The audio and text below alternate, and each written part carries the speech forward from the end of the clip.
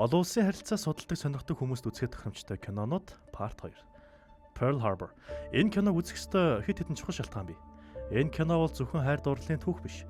Харин Америкийн түүхэн дэх хамгийн хар өдрүүдийн нэгийг уран сайхны аргаар дахин амьлуулсан дэлгэцийн томоохон бүтээл юм. Энэ кино нь 1941 оны 12 дугаар сарын 7-нд болсон Pearl Harbor-ын дайралтыг маш өргөн цар хүрээтэй түүхэн бодит баримтад тулгуурлан дүрсэлдэг.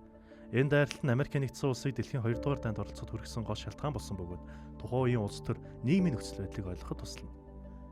Киноны гол дүрүүд болох нисгэгчдийн нөхөрлөл, их орон сэтгэлгээ, хайр дурлалын гурвалжин зэрэг нь хүний сэтгэлийг татах үйц гүн гүнзгий сэдвүүдийг хөнддөг. Дайны үед хүний амьдрал, хайр сэтгэл ямар сорилттой тулгарч болдгийг маш мэдрэмжтэй харуулдаг. Мэдээч техник талаас Pearl Harbor нь маш нарийн тусгай эффект, агаарын тулаан, бөмбөгдөлтийн үзэгдлүүдийг дэлгэцэн амьлуулсан. 2001 оны технологийн хувьд өндөр түвшинд хийгдсэн энэхүү киноны дуу, зураг авалт нь үзэгчдэд маш хүчтэй сэтгэл төрүүлнэ. Уг кино нь үзэгчдэд түүхийн талаарх ойлголтыг дээшлүүлж, инх тайвны үндэс нь дайны хор уршийн талаар сайтар тунгаан бодох боломжийг олгоно. Хэдийгээр уран сайхны зохиомол хэсгүүд дунд нь байдаг ч гэсэн түүхийн сургамжийг кинонд ойлгомжтой уянгын хэлбэрээр өгүүлсэн. Тиймээс Pearl Harbor киног үзэх нь зүгээр нэг түүхэн үйл явдлыг харах бус, харин хайр, нөхөрлөл, их орны тухай гүн гүнзгий түүхийг мэдрэх боломж юм.